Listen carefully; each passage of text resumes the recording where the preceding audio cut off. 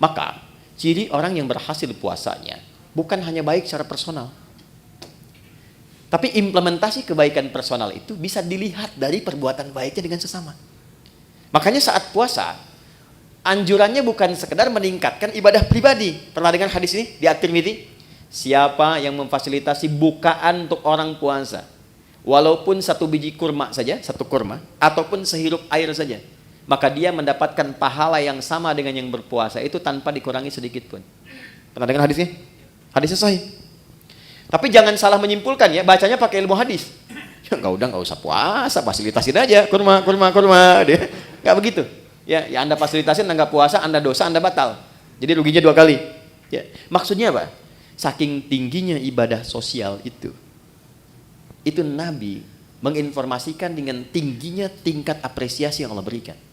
Jadi kalau di Quran itu atau di hadis ada motivasi dengan pahala yang tinggi, ini menunjukkan kualitas amalan itu dahsyat, tinggi. Ya, dan banyak sekali terkait dengan puasa itu amalan-amalan sosial. Sedekah, infak, memuliakan yatim, zakat. Ini kan sosial semua. Tapi pernah nggak teman-teman kita semua rincikan itu formulasinya kemana? Contoh misalnya, kan ada zakat, ada infak kan? Baik, zakat itu untuk siapa? Infak untuk siapa? Ternyata skema infak itu dia ada 2 tuh. Ada infak wajib, ada infak sunnah. Yang wajib itu untuk keluarga. Disebut dengan nafkah namanya. Ya, maka kewajiban kita memuliakan istri, memuliakan anak, cari sekolah yang mendekatkan dia dengan Allah, cari pakaian yang menutup aurat supaya Allah senang, ya. Gambarannya itu wajib dan ada pahala. Kalau antum kerja sekarang berangkat ke sini, diniatkan untuk nafkah karena menaati perintah Allah, Quran surah 4 ayat 34, ya kan? Itu setiap langkahnya ada pahalanya, teman-teman. Jangan dikira biasa.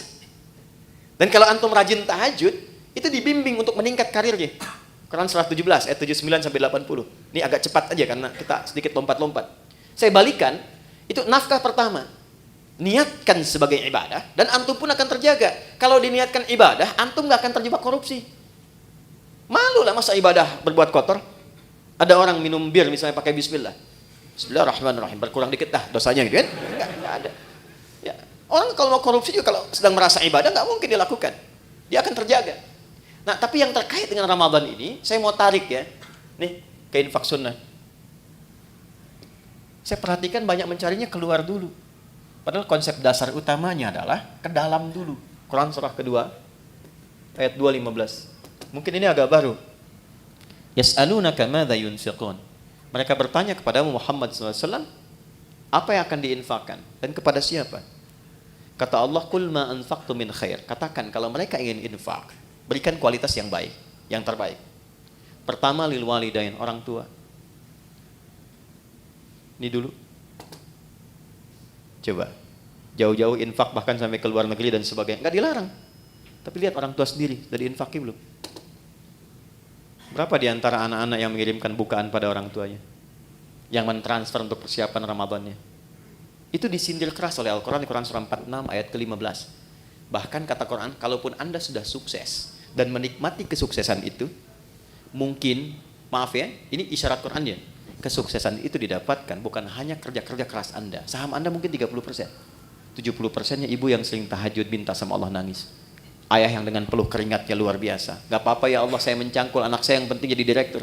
Gak apa-apa ya Allah, saya tidur di amparan-amparan, yang penting anak saya bahagia di kemudian hari. Itu disindir keras. Makanya ketika Anda sukses, doa pertamanya menyertakan orang tua. Rabbi auzi'ni an ashkura ni'mataka allati an'amta 'alayya wa 'ala walidayya. Maka ketika Anda menyiapkan pos infak saat Ramadan nanti, yang paling prioritas pertama orang tua. Ini dulu. Nah, ini desain pertama akan memperbaiki hubungan-hubungan sosial yang tingkat pertama dengan orang tua. Mungkin hebat sholatnya, ternyata dengan ibunya bermasalah. Ya, hebat puasanya, sunnah dikerjakan. Dengan ayahnya belum selesai masalahnya. Tuntaskan dulu. Ini skemanya. Wal aqrabin, kerabat terdekat. Nomor 2. Wal yatama, baru naik ke anak yatim. Wal masakin, baru orang miskin. Wabnis sabil, orang-orang yang kesulitan. Setelah itu, baru nanti yang umum. Yang fisabilillah. Banyak sekali cabangnya. Bisa kita kumpulkan. Nah, singkatnya adalah, mumpung sekarang kita masih di bulan Sya'ban, dari sekarang disiapkan, nabung dari sekarang. Berapa anggaran infaknya nih untuk skema sosial? untuk Ramadan. Setiap hari keluarkan misalnya 1, 2, 3, support A, support B, support C. Karena yakin Ramadan itu dengan sendirinya pasti akan meningkat. Pasti disiapkan oleh Allah. Pandai-pandai melihat berapa yang Allah siapkan untuk kita. Kalau sudah cukup di dalam rumah, Anda dapat gaji misalnya 20 juta. Kebutuhan di rumah 10 juta, tabungan 5 juta untuk ke depan, untuk anak-anak. Berarti 5 juta itu peluang ibadah Anda lewat harta. Optimalkan. Tinggal diatur nanti bagaimana penyalurannya saat Ramadan. Dan yang paling dahsyat, ada nanti skema yang ketiga, yang terakhir, sedekah. Yang sifatnya lebih luas lagi. Bukan hanya muslim, tapi sampai non-muslim. Sampai non-muslim. Anda bekerja kan di sini nggak semuanya muslim tuh. Pasti ada non-muslimnya.